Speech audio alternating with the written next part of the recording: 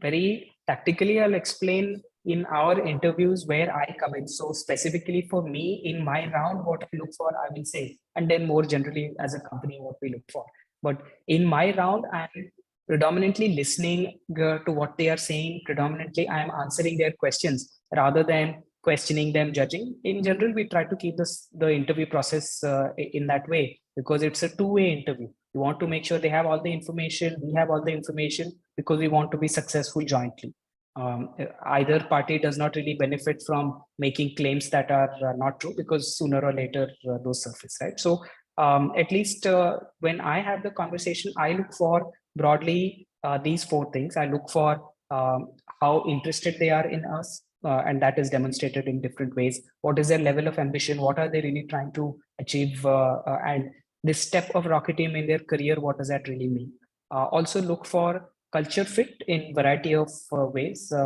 And like I said, you do not want to create clones of the rest of the team, but you want to look for a similar sort of mindset, and some core principles have to be the same. And finally, I look for depth in how they are talking. So somebody who's sort of very superficially making comments, or just kind of doing banter, versus somebody who's a little more deep in how they are thinking. And do I enjoy having conversations with these people? Am I learning from them? So those are broadly what things I personally look for in my round. But more broadly, in every round, there are technical aspects. So one of the things, our culture principles, we call them prime directives, which is a reference to Star Trek Next Generation. But so the first of our prime directives is being exceptional at your craft. So we think of the work that somebody does as their craft, and if they see it that way, then they have to demonstrate that, because there is not going to be a backup for each person in the team saying, Right. hey, if you screw up, if you do not deliver, that is okay. There is an army of other people who will make up for it.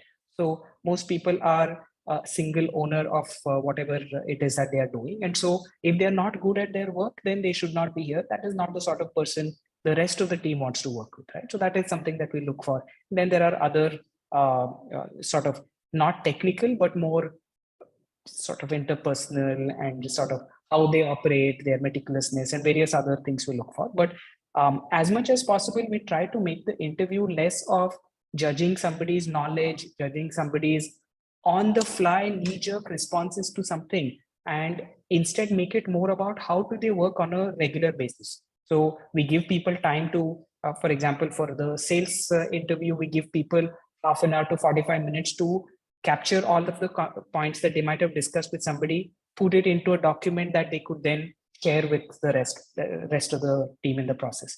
For a product manager interview, it is something similar, to say, let me come up with the features, having spoken with somebody about their needs, let me come up with the features. So we try to do more of that rather than put people in some sort of a difficult situation and see how, because that's not how they would work on a daily basis, right? So we try and simulate as much of reality as possible.